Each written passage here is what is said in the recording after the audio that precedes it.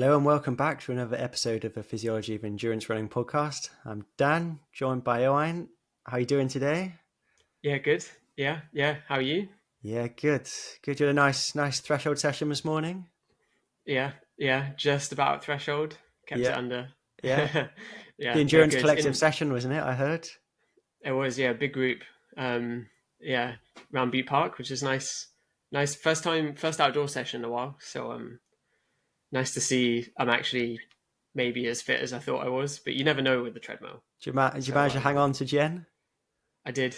Yeah, just about. Did you get a Yeah, lactate at no, the end? yeah. Got hers. Yeah. I think it was in the range they were looking for, so They didn't get that's one not from you bad. as well. Nah, nah, no. But no, considering it was like what I don't know what it was when we finished, like mid 20s, maybe a bit hotter. Yeah, it's pretty warm. We got that Yeah, 2 or 3 day heat wave in the UK, so I know. no, Heating nice. And up. yeah, you did a big session as well, right? Yeah, no, I was pretty happy actually. Yeah, second session back after a little bit of illness, and the first one was like so conservative that it felt fine, but it should have felt fine because I wasn't really pushing it. So yeah, I did. What did I do? A nice imperial metric combo of 5 by a mile, 1,609 meters, and then 8 by a k, all off a minute. And yeah, what's their ran the first mile in 5:07, and they all just got a bit quicker. So I was pretty averaged about, I think the fastest was 5:02, and the average was probably about 5:04. And then the Ks, all a little bit quicker than that. Probably averaged, I think the fastest was 3:02, slowest was 3:05. So, average like 3:03 probably. So I was pretty happy with that. Heart rate in a good place. Didn't have any lactates, but felt like the right effort. So yeah, 10 miles of work. Pretty happy with that. Gonna go do some 200s later. I was Nice. gonna do Yeah. I was gonna do 10 200s at the end, but I didn't take any water with me. I'd ended, which was stupid because I'm literally like half a mile from my house. And I'm trying to get ready for this 5K. But yeah, I thought, you know what, I'm gonna have a better time making it like a double session day and just going and doing some 200s later rather than sticking them on the end where they're just going to cook me even more. Because I ended up doing Yeah. 23K just through that with a warm up and cool down. So yeah, feeling good. Yeah. Yeah. Nice big day. Nice big day. I guess in honor of our guest today, who's probably puts us to shame, I think, with some of his training, right? I know. I mean, like, I feel like I do a pretty good volume. I've been doing some 185K weeks pretty consistently. But we've just had just interviewed Jake Barracluff, or AKA Ran to Japan, who, if you haven't come across him before, he starts off with his backstory, so you can listen to that in a bit more detail in the episode. But briefly, like, from the UK, probably grew up with a pretty classic system of training, three hard sessions a week and like moderate mileage mixed with some mixed martial arts training in there too. Anyway, ends up finding himself in Japan, going to Japan to embrace the running culture, and now is running upwards of, up to 300K a week in training, massive sessions, and his performances are incomparable to what he was doing before. Like, he's brought his marathon time down to 2:14, and is really interesting guy. And I think interesting guy, but also a great avenue and insight into how the Japanese train. And Yeah. we say it in the recording that the Japanese are so underappreciated for their depth. Like, there's half marathon races where the winning time might only be 60 minutes, but you'll have 100 guys under 65. There's always that yearly video, isn't there, of that half marathon which is used as a trial for the Hakone Ekiden. And it's like, what is it? It's like 100 guys under like 62 maybe, or is it Yeah, something but mental? depth. And you see the finish line video, and it's just this wave of people, and it's just every year that gets posted online, and it's like, what on earth is going on? Yeah, Like, this is yeah. The depth is just Yeah, crazy, isn't it? The depth is crazy. And if you look at, we always think about, the East Africans, the Ethiopians, the Kenyans, the Ugandans running these crazy times. And they are leading the fields. But actually, the number of Japanese who are running under 2:10 for a marathon is absolutely insane. And they they outnumber like any other nation, like any other Western nation in terms of their depth. And they must be doing something right to achieve that level. I feel like a lot of people are getting very, very close to their potential.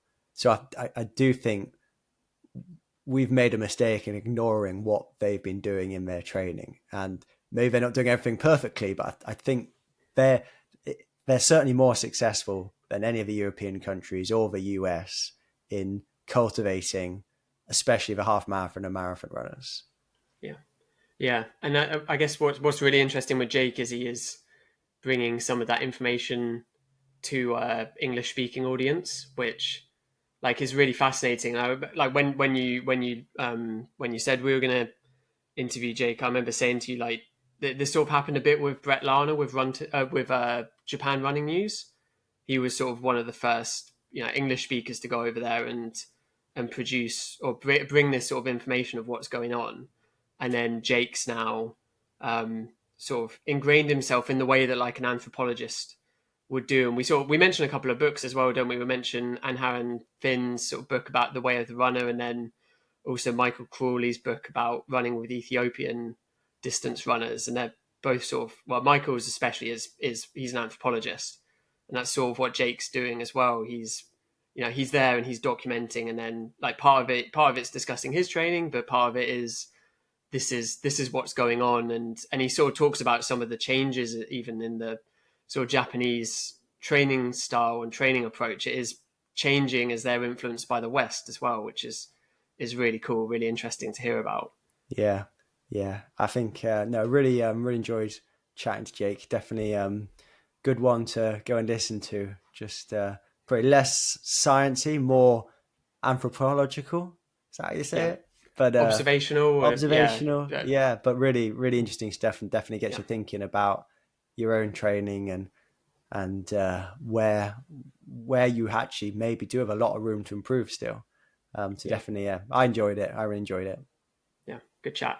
As always, we're sponsored by Saw. I wore my Saw Trail top today with my pack as I ran down to do a session, so I had my shoes in my pack, and the top fit really nice. Like it didn't feel like it moved. Um, all of it, even though I wasn't wearing a Saw pack, I was wearing another brand, but like everything lined up really nice and it felt really comfy. I didn't have the classic, top riding up or bunching up under your trail running pack. So yeah, can only recommend. I mean, I've not. It's not me running 4K down the Taff to a session with a pair of super shoes in my bag. Isn't necessarily an ultra, but it definitely seemed to work for that brief run I did. I tell you what, though, I think the color as well, like, is like Yeah, white, and I even psychologically, I can't put on a dark colored top if I'm going to go and run and it's hot outside. It yeah, just feels yeah, hotter, and I know like it is going to reflect the light a bit, and it's absorb less like radiation, but I it just feels like nice to put on in this like hot weather. yeah, yeah, definitely. Yeah, yeah, felt as cool as I could expect wearing a pack in mid to high 20s. That's On the way back dedication it was though. pretty Just hot. jogging down in your mileage shoes and carrying your super shoes. Yeah, I didn't want to wear them out. Is that it? I see. Because I've done my shoe testing and now know that my skies, my Oh, Metaspeed skies aren't as good. I'm just embracing them as my training shoe. And so my Metaspeed Sky Paris that isn't as good as the Tokyo edition. So I couldn't be bothered to change my shoes. So I warmed up, cooled down, 23K, all in my super shoes. yeah, I do that sometimes. I don't know. I just felt like I'll carry them today. But Yeah, be a no, pro. yeah. Yeah. I don't know. Everyone else drove down. So yeah, but no, really, really like the top, and like you said, it looks good. And yeah, I chucked the pack in a bush, and then did the first few reps of the session in the top, and felt nice and comfy. Yeah. Yeah, and we said last time, didn't we, about the shorts as well? Shorts Yeah, are really good. yeah. They got some new Um, race shorts out as well, haven't they? Which are like a stripped down like 5K, 10K shorts and no pockets, but just cut for what the basics of what you need. So pretty short, but they look nice. yeah. They do look So yeah, nice. as always, check out Saw. But yeah, we'll leave you with the interview. So yeah, enjoy, and we'll catch you next time.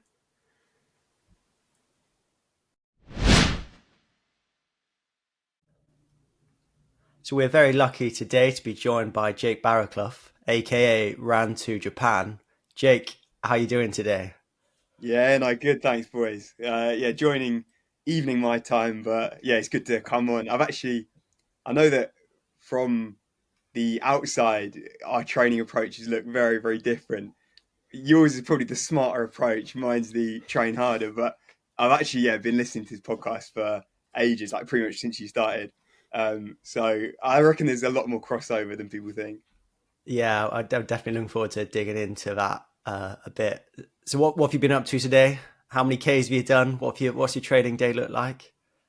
It was a pretty standard, what would have been 38k today, just a light one, Nice. ticking over. Yeah, But no, I was in the mountains, a little altitude camp. I've had to come back to Tokyo for a few days, so it's just survival mode at the moment. Like I'm heading back out on Thursday, so I've just got like 1 or 2 days here. But oh man, even the easy runs here, 5 minute Ks, it's still an effort. Like yeah, nothing's easy in this humidity.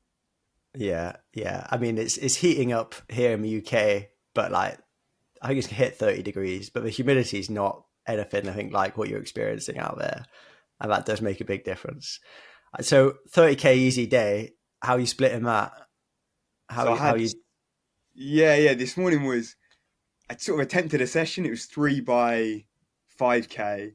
Well, actually, originally at the start it was going to be a 16k tempo.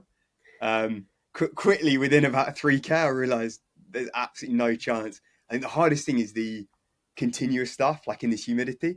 Just your heart rate just rises exponentially. It's like I found actually earlier in the week, I did a K rep session, like 8 by K.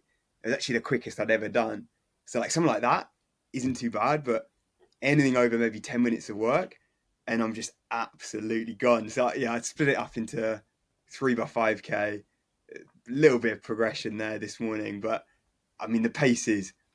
I think for me especially, I'm so bad in the heat that I can be running a minute and a half per 5k slower, like 10 to 20 seconds a k slower for the same session in winter versus summer. And I'd almost say I'm in better shape now than I was at my best in winter. So it's so hard to actually know how you're training. But then, yeah, got that done, and then just an easy little shakeout this afternoon for, yeah, 38k. Solid Yeah, day. nice, nice. It's definitely that long continuous stuff that gets you when the heat is building, humidity is pretty high. Like if you can get away with them 400-meter reps and you'd be going great, but yeah, the longer it goes, the more it's definitely going to affect you. Core body temperature is just gonna keep rising, and yeah, that thermal stress just gets higher and higher and higher. Nice. I mean, like I think a lot of people know your backstory, but for those who have been living under a rock and haven't discovered your amazing YouTube yet, I can you tell us about like your starting point, like how you got into running, like your history as like a club runner back in the UK, and where that's taken you. Yeah, I'll give the sort of condensed, try and like, yeah, give a little snapshot story. I guess for the full thing, yeah, people can check the YouTube. But I started pretty standard, like oh, back under 13s maybe, joined a club. I think I did well in a school race and then was like, yeah, running seems to be good fun. Jump in a athletics club. Then I went to school in Bedford, joined Bedford and County. So one of the sort of top clubs, I'd say. That was pretty much the reason I went to that school, was so I could train with, yeah, Bedford and County Athletics Club. Was like loving running, kind of progressing pretty nicely through the age groups. And then when I was about 14, started getting this chest pain, and it got worse and worse and worse. Took forever to try and diagnose. Was like seeing all these different people, doctors, physios, heart specialists, like everyone.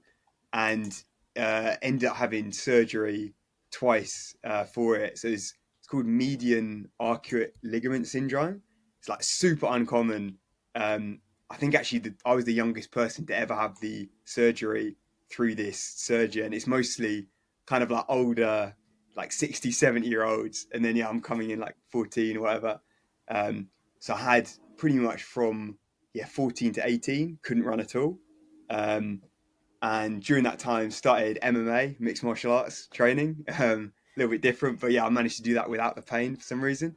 And then at uni, so I went to Birmingham Uni, uh, pretty much again for the sport. Like it's known as, very good sports uni. And at that time was doing a basically hybrid MMA running at the same time. Not fully committed to either. Like I was training a lot. I'd say the training load, like right now I'm doing what 250k a week. I'd say the actual training load was higher back then. Putting in 3 hours of MMA a day and getting 1 to 2 runs in as well. But it was they don't exactly complement each other too well. Trying to like run after getting just kicked apart, like banged up. So And also tell us a bit about your fighting. Like I've got no clue what that's about. oh mate, it's great fun. Running's good, but you can't beat the thrill of a good a good sparring match. Just swinging for it. It was if you ever seen the UFC, like Conor McGregor, that kind of thing. I got into it really young, I guess before the UFC kind of took off here. Um, and then it was like, I started watching it. I was like, I have to give this a go. And it's a mix of, so it basically combines all the different martial arts: boxing, kickboxing, wrestling, jiu-jitsu, everything. It's the closest you can get to a street fight, but with a few rules in there, like no nut shots. Like there's the odd, eye gouging. Like there is some rules, but it's great fun. And so did that for from I must have been like 16 to 24 maybe, on and off.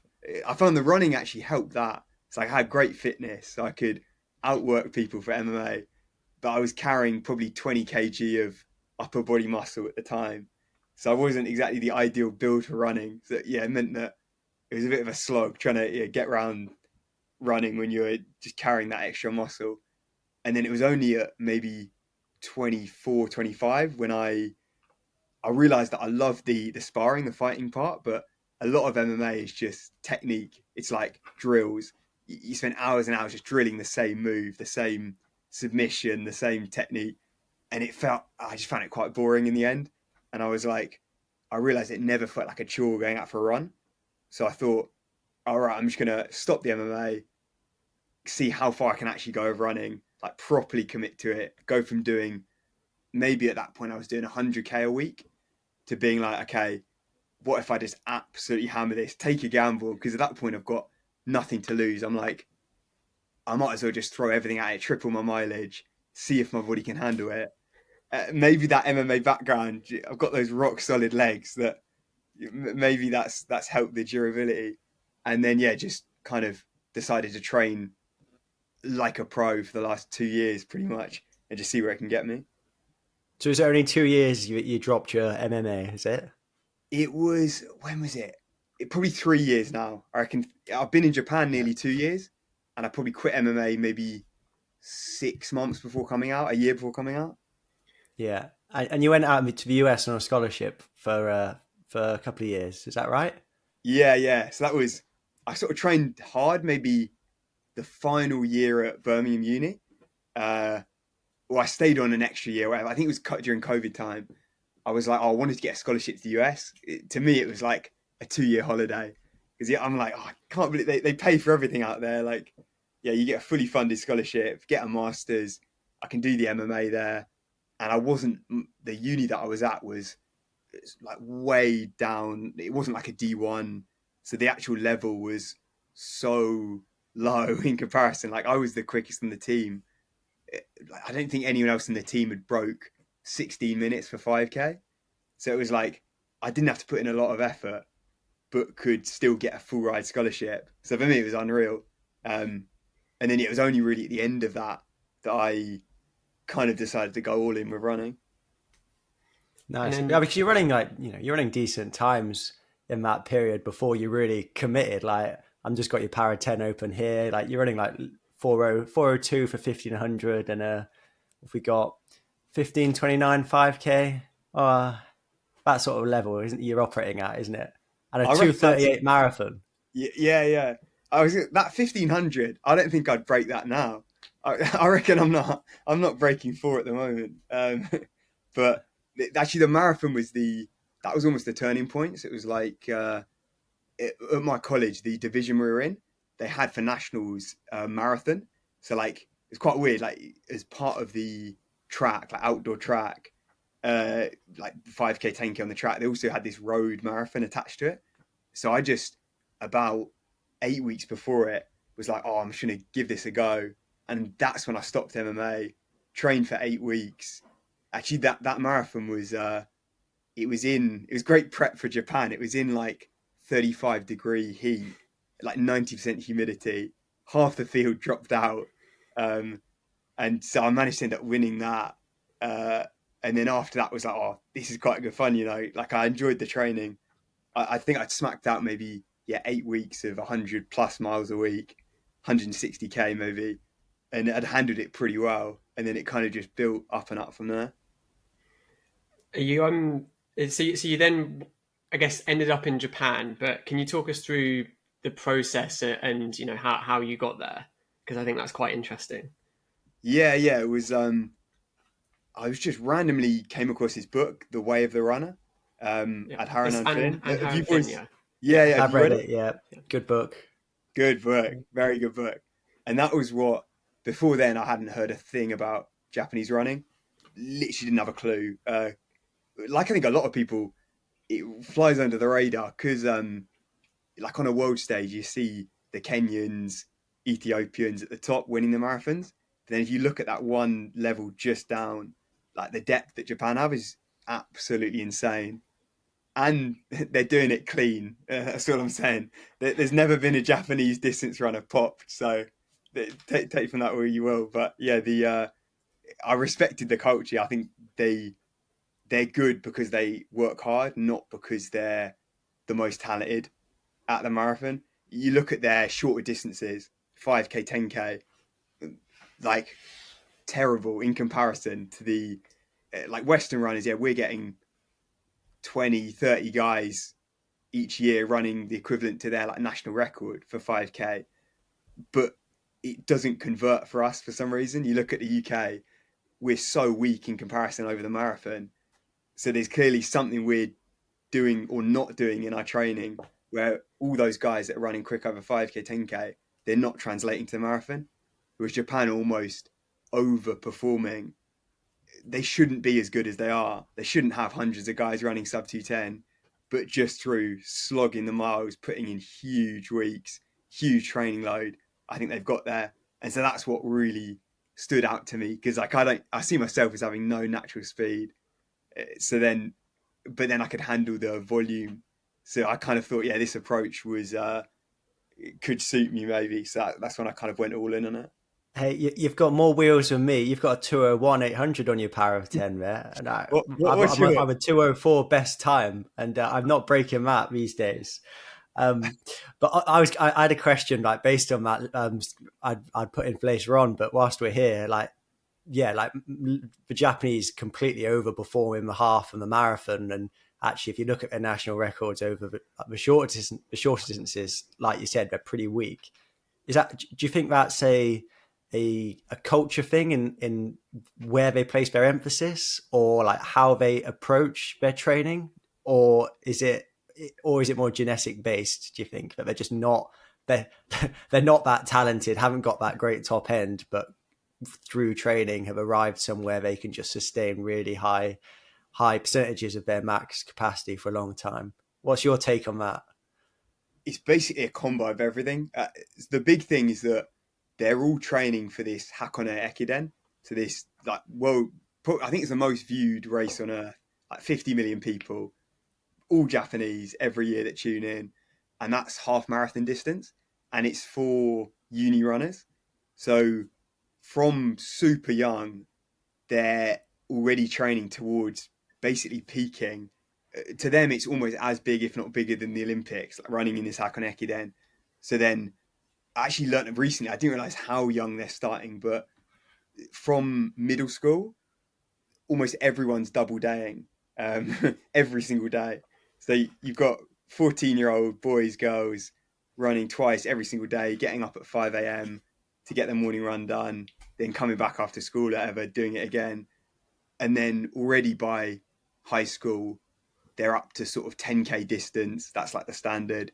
And then by the time they get to uni, it's half marathon.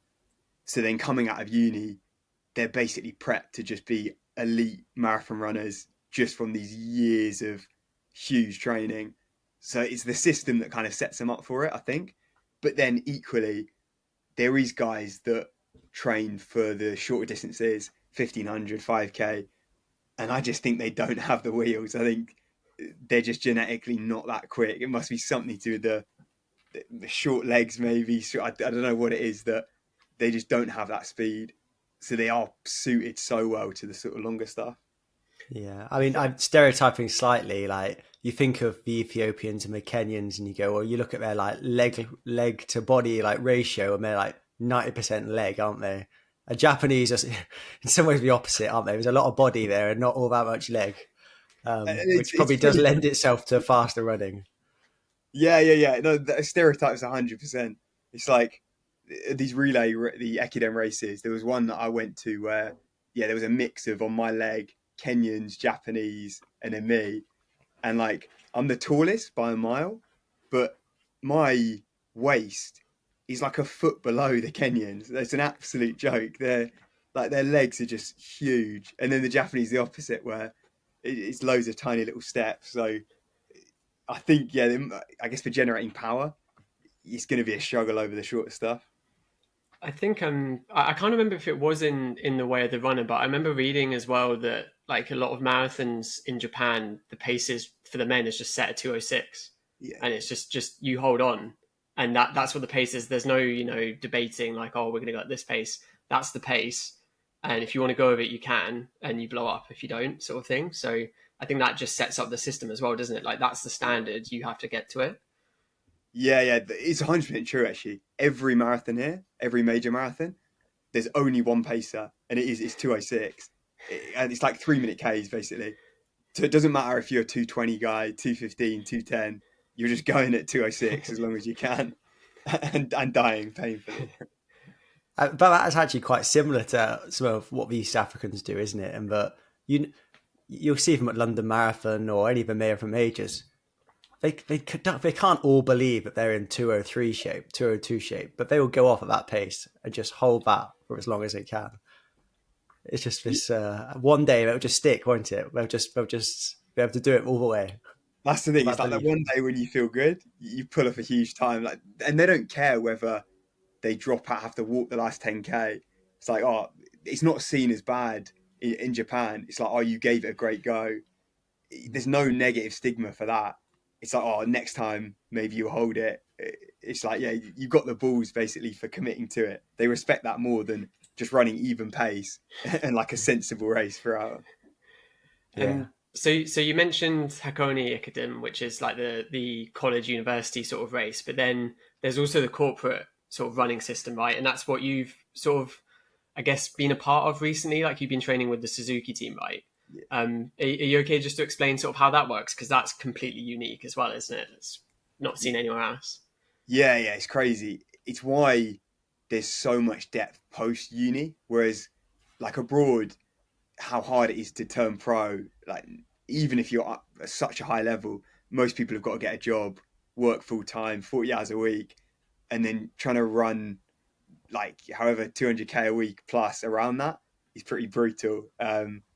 Like yeah, respect like to yeah you boys like Dan and everything. I don't know how you're putting in the mileage around yeah full time work, um, but what they do is they have this sort of semi pro culture where the big companies sponsor teams.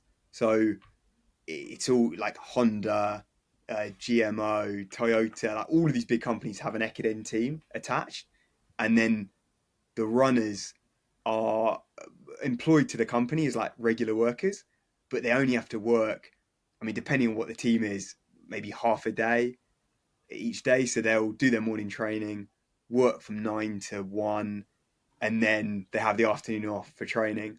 And a lot of the time they're away on training camps anyway. So like 3-4 months of the year, they sack off work completely, go to altitude or whatever, and then they're training like pros. So they're so well supported. Like they'll have full-time nutritionist, massage, coaching, everything that you need pretty much. And this sort of Jitsi Godan like company culture is supporting like hundreds and hundreds of runners. So that's why I think you've got so many guys that are able to run like that high level. I do think that's probably a big part of it, isn't it? Because that is missing in the UK. The amount of professional runners in the UK is very low. I reckon, especially those who are concentrating on the half marathon to marathon, there's probably 20 men, maybe. If even that. Yeah. Yeah. Like 10. Yeah. I guess if you say marathon, I was looking the other day, you look at Para 10, the marathon, full-time pros is like, there might even be 5 even, but it might be less. Like, I remember going through Para 10 last year thinking, I think I was 9th in the UK last year. And I think there was only one guy ahead of me who wasn't on some sort of contract, but that doesn't mean they're necessarily a pro, does it?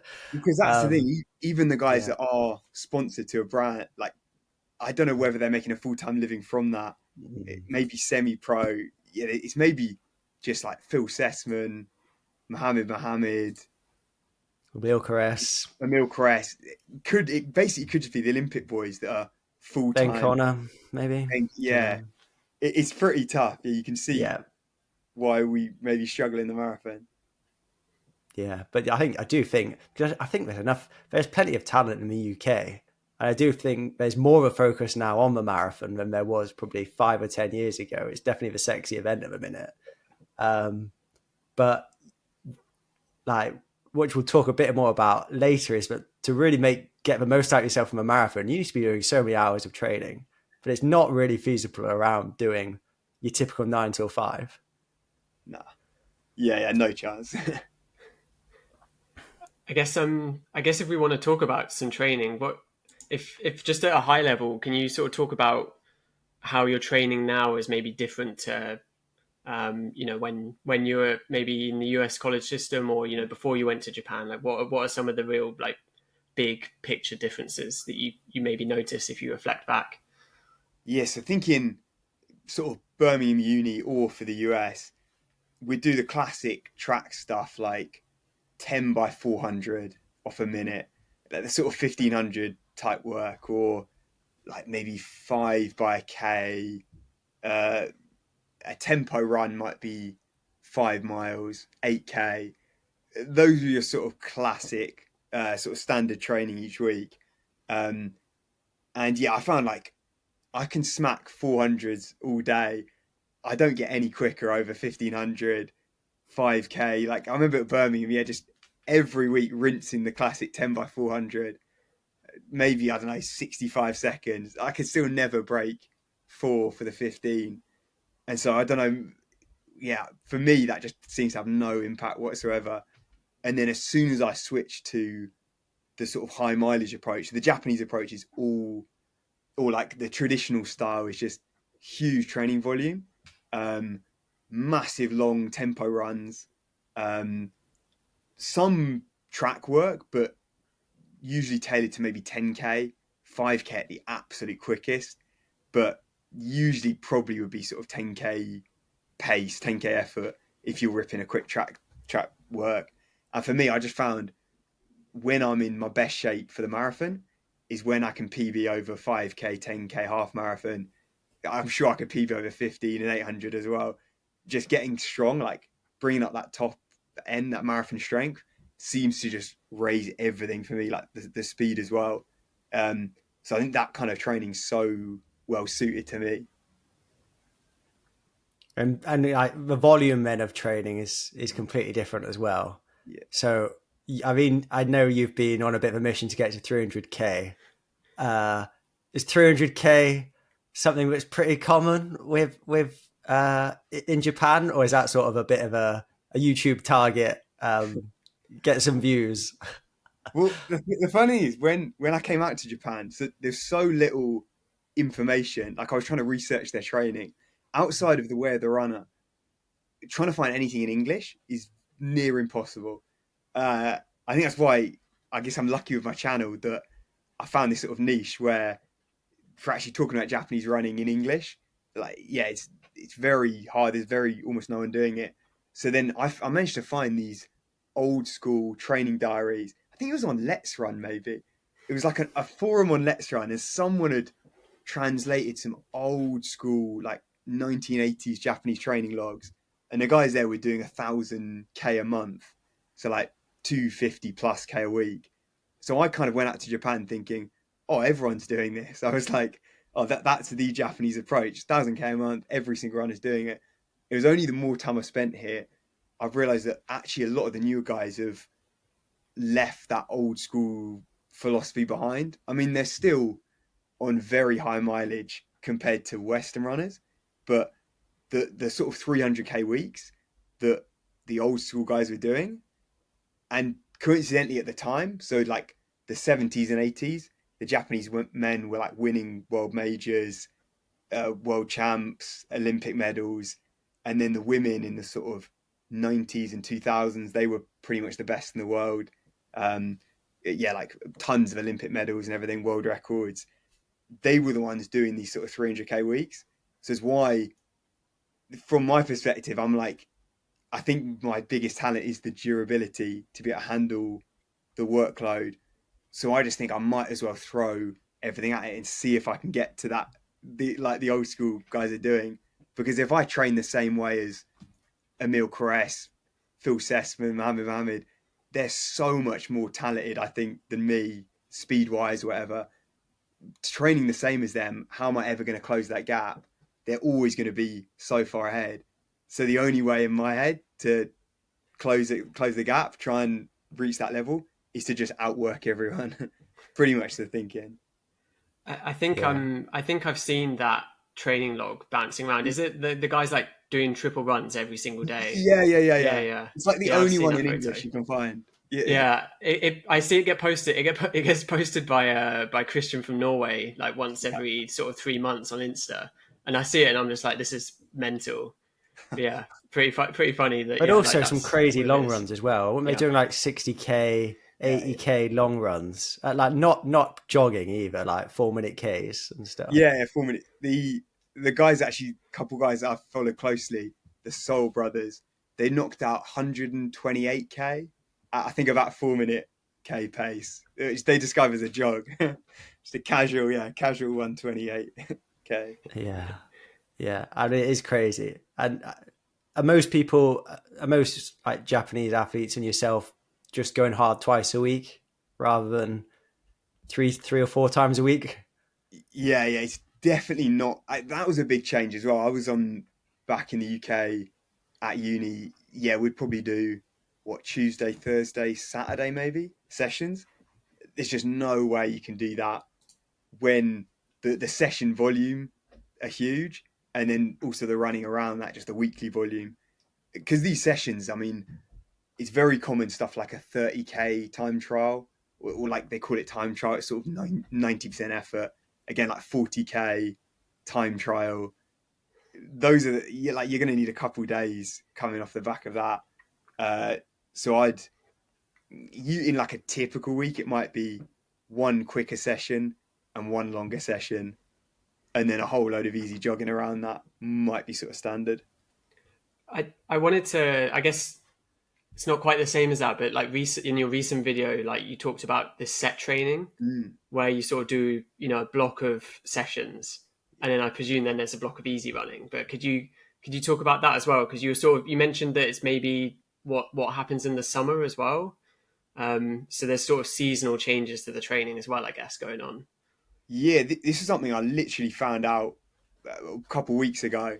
So I feel like I'm still picking up the little details because of that language barrier. There's so much hidden, and I mean, when I'm in Tokyo, I'm training or before I was training with a group here, and they'd never mentioned it, but I think it's what guys do, especially on training camps. So when they don't have work to worry about, and they can just literally live like pro runners, they'll bank multiple days of hard sessions, like absolutely brutal, and then have a couple days jogging or whatever. So just on camp recently, we had in 5 days we hit 4 sessions, and they're not sort of threshold effort sessions. They're all like I'm going to the well in all of them basically.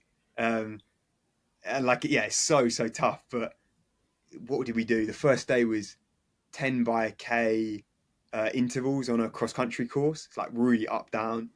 Next day, 22K tempo, again on the same cross country course on the 1K loop. They love a good loop. So yeah, just 22K, 22 laps. Then we had like a little recovery day. I think that might have been 30K of jogging or something like that. Like 2 runs. And then it was like a 12K sort of threshold effort, tempo effort. And then this 14K continuous hill. It's like just massive climb, which is probably the hardest out of all of them.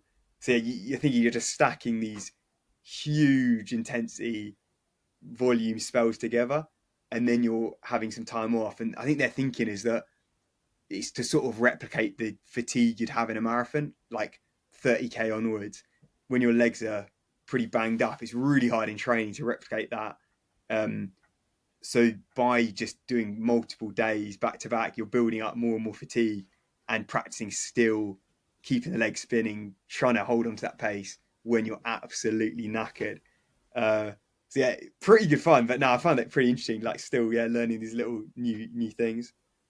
Yeah, I mean, that's interesting because there's a researcher. I think he's in Scandinavia. I think he's Norwegian. Ronstad, and he's been researching a similar concept of like block periodization, where they would do 7 days of like intervals every day, then have 7 days of just easy training, and then do another 7 days. And that would actually have bigger benefits than if you spread out the same amount of work but more evenly. So you're doing a session every other day. But the only difference is it's all been in cyclists, which I think could tolerate probably back-to-back hard days a bit better than runners. And I've always been curious about trying that, but I feel like it's quite high risk in terms of like injury, overtraining, just being in a massive hole at the end of it. Yeah, I felt like I was riding that line sort of just at the end of camp. So this first sort of altitude block was 2 weeks. I felt like I was right on the edge. Like I managed to, I don't think I put myself in too big a hole. I managed to come back and hit decent-ish sessions back here, but it was very much a fine line. And I think without years of huge volume, like in your weekly mileage, there's no way you could even try and attempt that. I think you have to be so strong going into that otherwise, yeah, there's just such an injury risk. I mean, already it's pretty dangerous training, but I guess having that background, the Japanese guys have been doing this huge volume for years and years.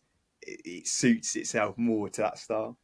Yeah. Oh, it's definitely like, right, I've got pretty much everything I can out of myself. What else can I do? Not right. I want to make that next step. I want to go from a 35 to a 34-minute 10K runner. Let's go and do 5 days of intensity. I think it's that final point, isn't it, of trying to get the most out of yourself. But it's definitely something interesting, and I think is an area, like you said, if you want to get to that next level, and maybe you're not the most talented guy out there, you've got to try something different. You can't just do what everyone else is doing. And that's one of the things I really respect about you is you are taking risks, and sometimes it pays off, and sometimes it doesn't. But you're definitely on a really good upward trajectory in your marathon performance.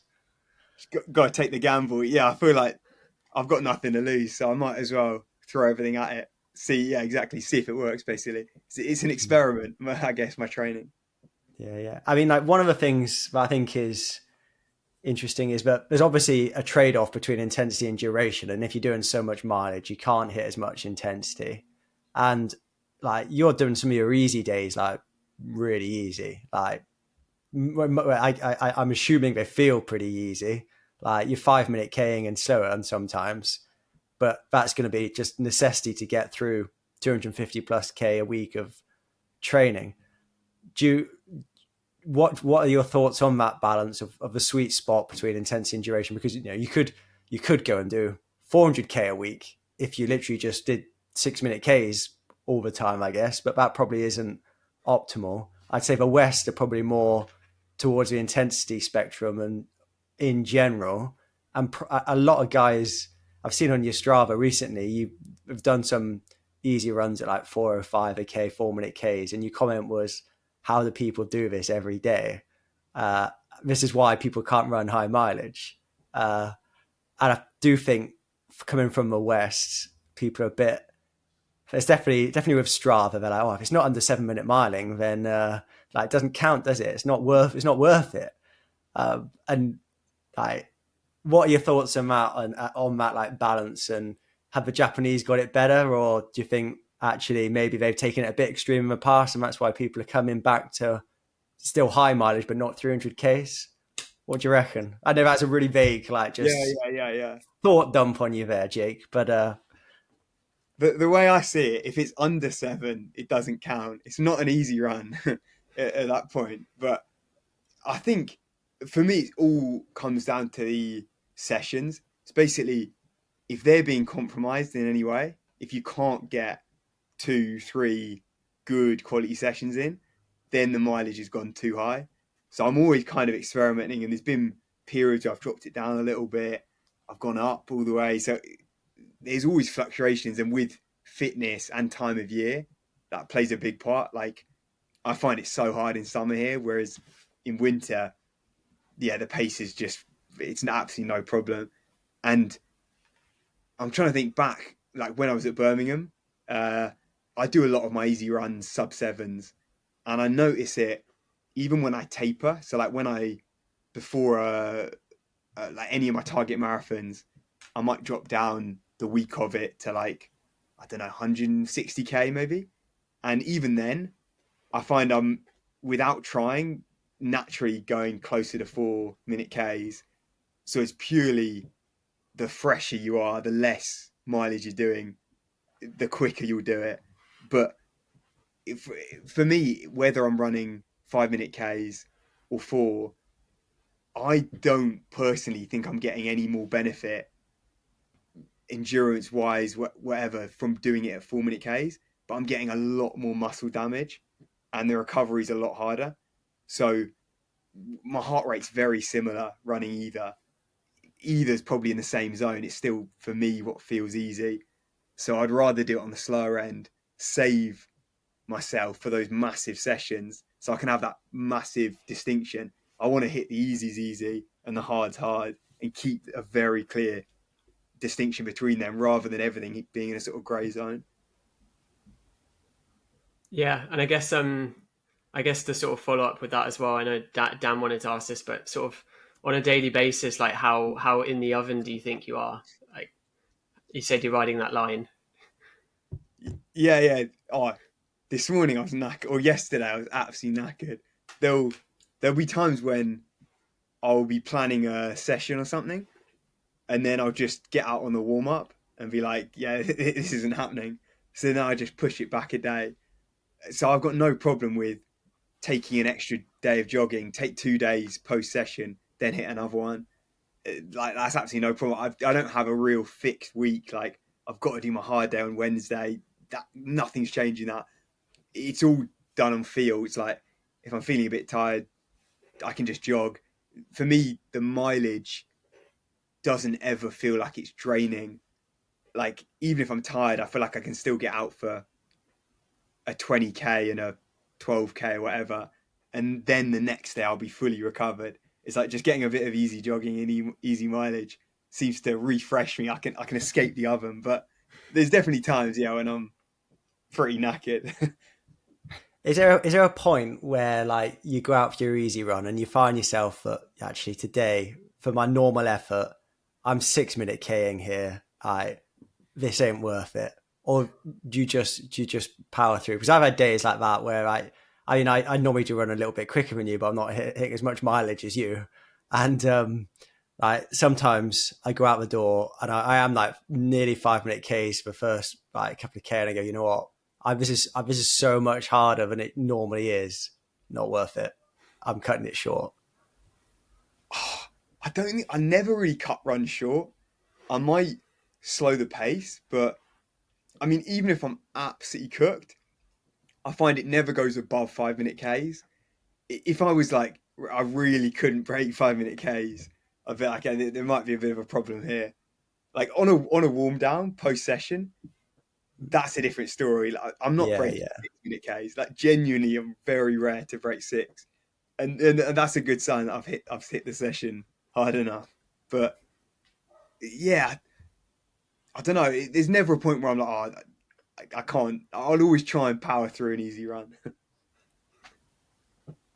And I guess like is that sort of similar with some of the like especially the professional Japanese runners? Like are they doing the same thing? Are they really like absolutely sort of plodding their easy runs as well?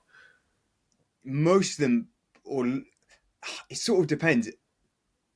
Some do them much slower than me, like 5:30 Ks, and these guys are like 2:06 marathoners. But then equally, so weirdly, the team that I was with, the Suzuki team, they were saying when they're usually like when they're not on camp, they're back in the office. They'll always do their morning easy run at like 4 flat pace. But but then actually their mileage is quite low. Like most of them are on 160K a week.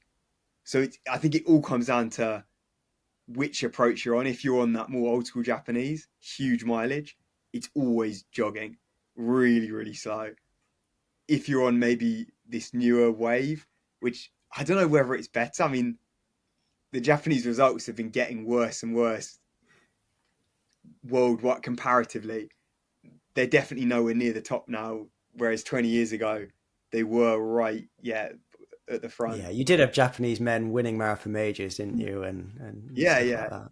The women, like, it was 3 back-to-back Olympics, I think from like, what was it, like 2000 or 1996, 2000, 2004. They won medals at all 3 marathon Olympics. So they were like easily the best. The first woman ever to go sub 220 was a Japanese woman. Takahashi, she was a 300K week girl. So it's like, there's got to be something to it. I just think the mileage is there. Is the change being driven by coaches? Like, was there a coach with you on that camp, and like, does each sort of corporate team have a coach with them as well? Almost all the coaches are ex runners. So yeah, like this coach, he was a Olympian 207 runner.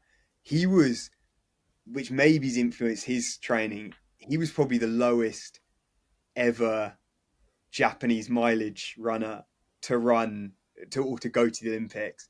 He was on a pathetic like 170K a week by Japanese standards, just absolutely tiny. So I think he was coming from more of a speed background, so potentially that's influenced his team. Whereas yeah, I know a lot of college teams, uni teams, where all their guys are on 250K a week. So it probably just depends a bit on the coaching style. Do you And think it's a factor of it opening up a little bit more, so everyone does know a bit more about what's going on in the rest of the world? And at one point, the Japanese were locked in their bubble, and now it's not quite so secure. They probably are seeing what the Africans are doing, the Europeans are doing, and maybe everyone's just come into the middle a bit on compromise and not doing so extreme stuff. Yeah, I think it is a lot of that because the old approach was all Lydiard, like the Australian. Is he Australia or New New Zealand? I think Zealand, yeah. yeah. His influence, he basically created the entire Japanese style. It was all based on his training. I think they translated whatever some of his books, and I think he went over there for a while. So they used to all just be based on that model, and then they just took it to the extreme.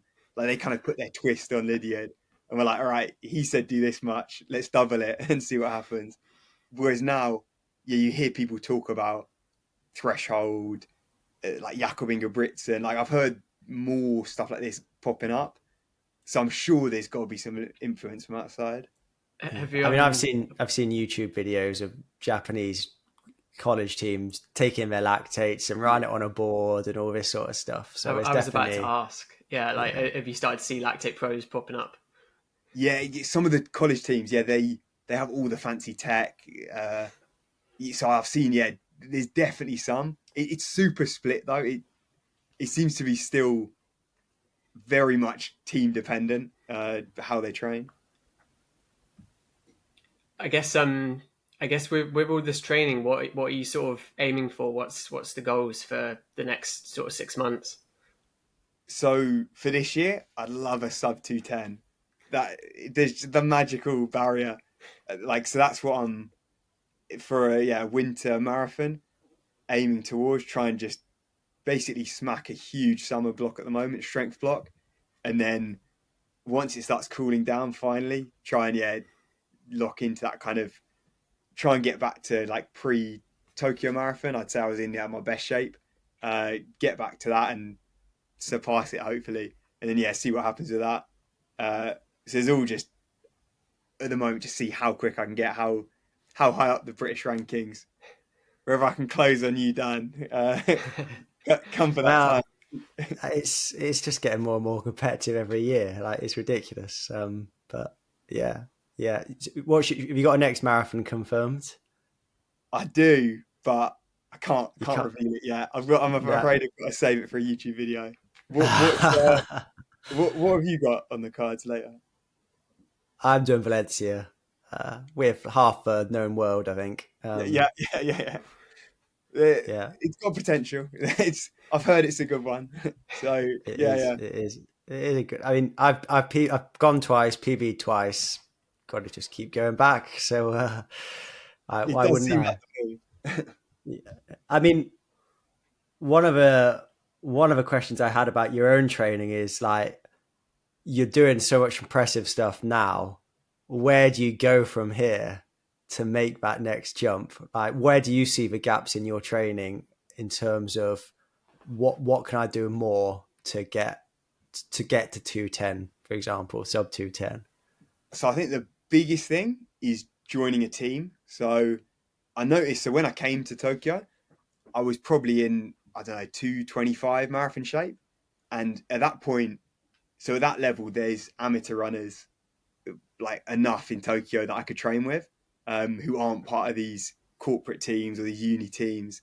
Uh, and within a couple months, just from getting dragged along by this team, I got down to kind of 215, 217 shape. So I find I work so well in a team. But then since then, uh, I've had to pretty much the last year do everything solo, like every single session, almost every easy run, which is just I find so brutal. And then just the hardest thing is getting into one of these teams, like the top sort of corporate teams.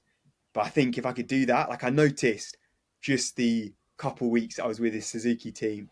So like I had the slowest PB, I think on paper in the team. Um, but by the end, I was leading almost all the sessions. And those guys, a lot of them have run sub 210 or 210. So I just find the level that I can raise it when I'm running with people is huge. So if I can get in a full time squad, I just think naturally I'll get pulled along quicker runners. So that's the most important thing at the moment. Yeah, just trying to somehow weasel my way in. Just to play devil's advocate here, do you I completely get that, especially some of those hard marathon specific sessions. Like you need someone there to really get the most out of you. But if you're doing that every session, is that just a recipe for ending up cooked? I almost think oh, with when I'm running on my own, almost I reckon I might almost push harder because I'll have in my head, right, I have to run this pace. Like, because I'm setting my own training, I'm my own coach. Doesn't matter how tired I am on the day. It's like, right, I've said I'm going to hit this pace. I'm going to absolutely kill myself to hit that. Whereas actually with the Suzuki boys I was running with, some of the sessions we did were much slower than I'd do on my own. So I was actually quite surprised. Like some of them, like the long runs, for example, we did like a couple 30k kind of steady runs at like 3:30 pace, which is so much slower than I'd do if I was on my own. So it might almost rein me back a bit. Maybe Yeah. they'd almost run more controlled, some of them. So yeah, it could even help. Yeah, I think I remember I seeing a comment on your Strava saying, "Is this smart training or something like that?" Dangerous. I've Yeah, gone down. I've made me gone to laugh. the dark side. Yeah, nice. We What do you think is the key things that we can learn from Japan, and in terms of the general West, like their approach to training? What the key takeaways? I mean, it sounds so obvious, but the consistency and the volume over time is that's 99% of what the marathon is. You're It's impossible not to improve if for 10 years or whatever you've been training twice every single day. I think it's the dedication as well that they show. Um, they're so committed to it that from like 14-year-olds, they're effectively training like pro runners. And maybe that's why a lot of them burn out. And the retirement age, it's not uncommon to retire at 25.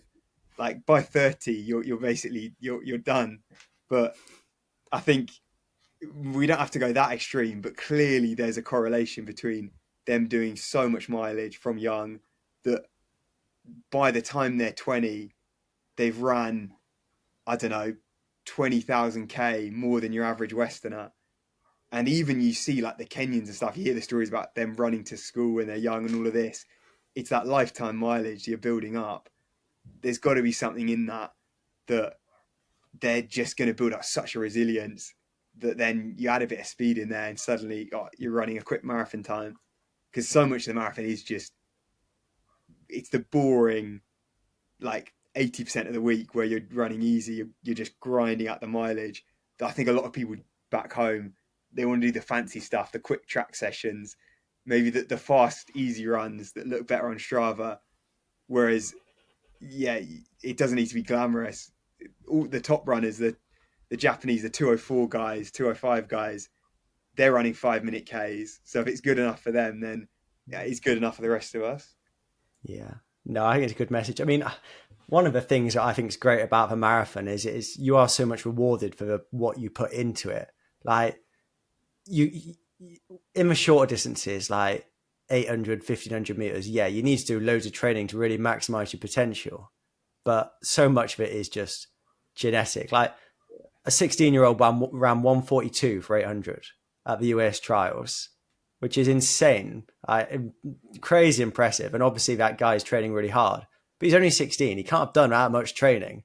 You're never going to get a 16-year-old going to run the sub 2:10 marathon. It's just not going to happen ever. Unless they've been training since they were 10. I do think that's the nice thing about the marathon is that you really can make a lot more progress than you think you can. I never thought I'd run a 2:12 marathon, 2:12:59, but 2:12. I never thought I was going to run a 2:12 marathon. I thought, it'd be great to break Paula Radcliffe's record. Like that was my life goal: go faster than Paula Radcliffe. And when I ran 2:15 the year before in Valencia, I was like, right, I reckon if I really get if I really go for it, maybe I can run a 2:13 mid. And then you surprise yourself with what you can achieve if you really just be consistent. Are there things in Japan that you see and go, yeah, you shouldn't be doing that? Like, are there things that you reckon the Japanese aren't getting right and doing?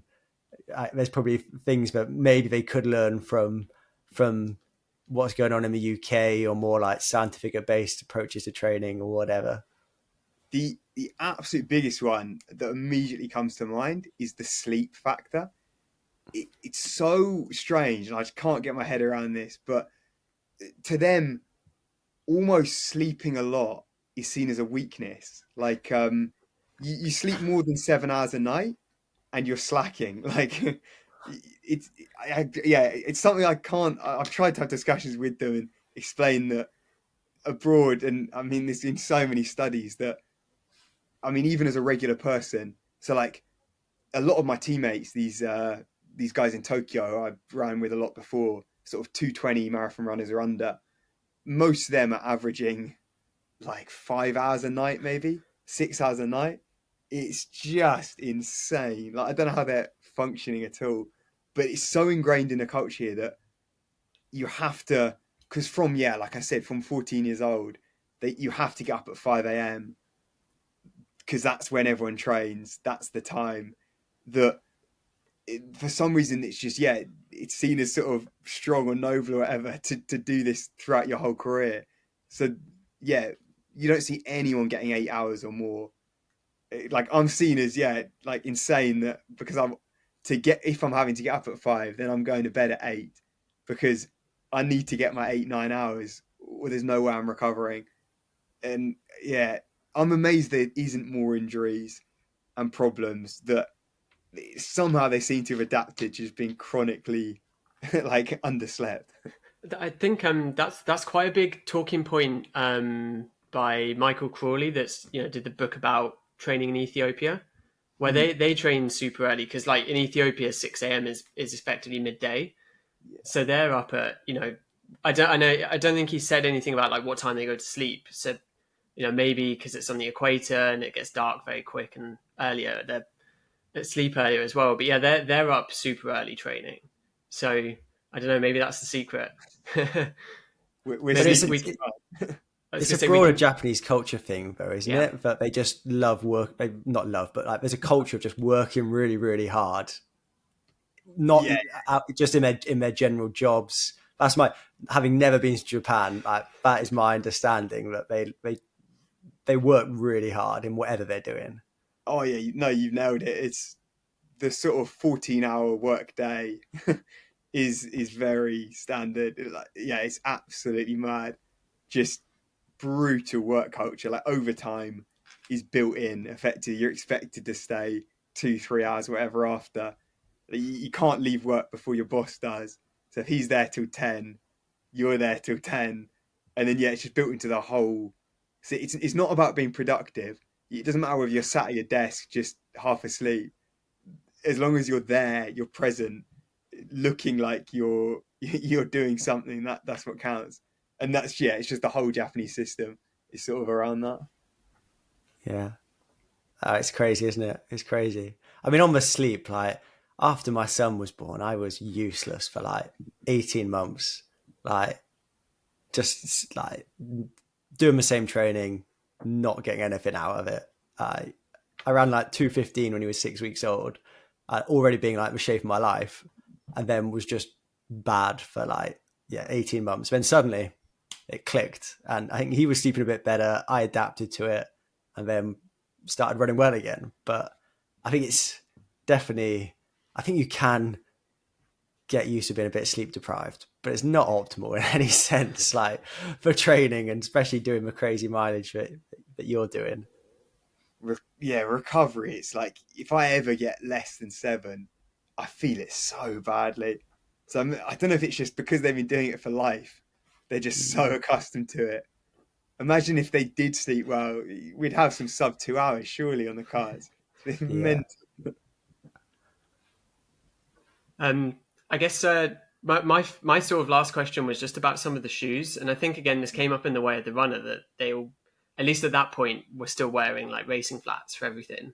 And I've noticed in your videos there's um, a lot more things like even I just noticed like Asics Superblast and stuff being worn. So like really highly cushioned shoes. Has that changed? Are you now seeing like super shoes sort of regularly for sessions and everything? Oh, everyone. Like, it's exactly the same as the West in terms of shoes. Everyone's rocking the Super Max trainers. And that's actually what the coach was, who I was just with the Suzuki team. He was just ripping all the boys. He was like, yeah, back in the day, I was knocking out a 207 in like plimsolls, and he literally brought them out, the shoes he wore. And it's mad. Just, I don't know, I'd be sore for like a week. I wouldn't be able to walk, my calves. Like, you see, they're genuinely like an inch or less, like half an inch thick, the sole, just dead flat. And I don't know how back in the day they're doing 300k in them. Crazy. Because I guess since you've taken running more seriously, you've always been in the super shoes. Is that right? Yeah, always, yeah. Yeah. Like, I mean, growing up when I was younger, I was, yeah, the old sort of like victories on the track, and I'd constantly be tearing my calves and stuff. Like, yeah, if I was trying to do marathons 10 years ago, I don't know whether I'd cope. Like, I'm relying so much on all that foam, the cushioning, all of that stuff. Yeah, because I do think like that technological advancement does mean you probably can handle higher mileage more easy with less breakdown. And it's not just for super shoes and sessions. Like you said, like the Nova Blast for Super Blast, they're pretty much the same foam, just built but without the carbon plate, and it definitely a lot less. Feels like a lot less impact on your legs. Yeah, it must be protecting it. I reckon definitely. Yeah, I can't imagine running in the old school like plimsolls. Yeah, and sponsored by Brooks now. Exciting Exactly, yeah. stuff. Big. Yeah, enjoying some Brooks kit. Yeah, I'm. The trouble is, I've been constantly traveling. I went to Australia, I was bouncing around, and then altitude. So I'm actually this week, hopefully the next day or so, should be getting a massive kit drop from them. But I've tried out a fair few shoes and stuff already. I wasn't sure because before signing, I tested out their super shoe, but other than that, I'd never worn any of their daily trainers, nothing. So I was a little apprehensive almost. But then since switching over, it's been absolutely perfect. Like I think now all the shoe brands are so like similar in the way that the level's so high that I have an equivalent Brooks shoe to all the other old brands I used to run in. I've got my easy run shoe, my recovery run shoe, steady run session, and I can't tell there's almost no difference in a way. It's just tiny little feel different here or there. But they've been quality, all the Brooks shoes I've been wearing. Yeah, I think all the brands have caught up quite Yeah. pretty much now. I'll be honest, I hadn't heard great things about the previous Brooks super shoes, but I've heard the new ones pretty good. I think I got in at a good time. Yeah, I've heard Yeah, exactly a little lagging behind, but no, I do rate the new ones. yeah, nice, nice. Anything else, Owen? That was all for me. I've learned a lot, and love the YouTube. Yeah. I guess go check out Jake's YouTube if you haven't already. If you've been living under a rock, as I said. Jake, thanks for coming on. Anything else you want to say before we sign off? No, cheers for having me on. The train harder and smarter approach maybe is We'll the collab. move. Yeah, I mean, I was going to challenge you on that. I mean, your motto, if you from YouTube, is to train harder, not smarter. But like, it's obvious that you're not. You've got to train hard and smart to get the most out of yourself. No one's saying you can just train smart and that's it. Like, you've got to do both. And I think if anything, it's more important the more mileage you do to train smarter. Like, whatever that means, nutrition, like the shoes, the intensity control, whatever. But yeah, that's what you need to run sub 210, Jake. Smarter and harder. It doesn't sound as good though. It doesn't get the people talking. But no, yeah, Nah. obviously my approach is pretty calculated. But yeah, Yeah. the train harder just emphasizes that exactly in the marathon, it's all about how much you put in. Pretty much, that's what it comes down to. So yeah, it's a nice little catchphrase. But well, I've got one closing question. Sorry, like obviously, like you've got a massive public appeal, but also a lot of people interested in following your journey. How much pressure do you feel from that in terms of maintaining your high mileage and doing these crazy sessions and stuff? Are you thinking like, right, if I don't hit like a minimum of 200k this week, people are going to start asking. They're going to think they'll say, "What's this guy doing? He's not training hard, or he's flacking here, slacking all or 20 not. 200k." I mean, to be fair, I was doing for a year before starting the YouTube in Japan. I think I averaged higher actually the first year than mileage wise than I have this year. So if anything, I need to step up my game. But nah, with the YouTube, it's more. I try and think of it as I'm never going to make the YouTube videos for the sake of the YouTube views. Like I could do a park run if I wanted every week, title it some clickbait thing, and I'm sure it would get much more views. But I try and just build it around my training. So I'm going to train the way that I want to train, and then create the storyline afterwards, almost to create a narrative for YouTube, whatever, to have people Yeah. engage in the story. You But can it's you can tell it's that way around and organic, oh, good, because good. like the growth has been like astronomical in your YouTube followers. I mean, I remember a lot going on like early days and seeing like 10,000, and the next time I checked it was like 60,000 or whatever, and like this wasn't long later. So yeah, it's been really good stuff to watch. Definitely, I've had it on for my treadmill runs quite a few times. Oh no, cheers. No, thanks for having me on, boys. It's been good No, fun chat. good. We'll let you get to bed, Jake, so you can get your 8 hours sleep and get up for your training session. But yeah, again, thanks for joining us. Really appreciate it. Yeah, thanks, Jake. Nice one. Cheers, boys.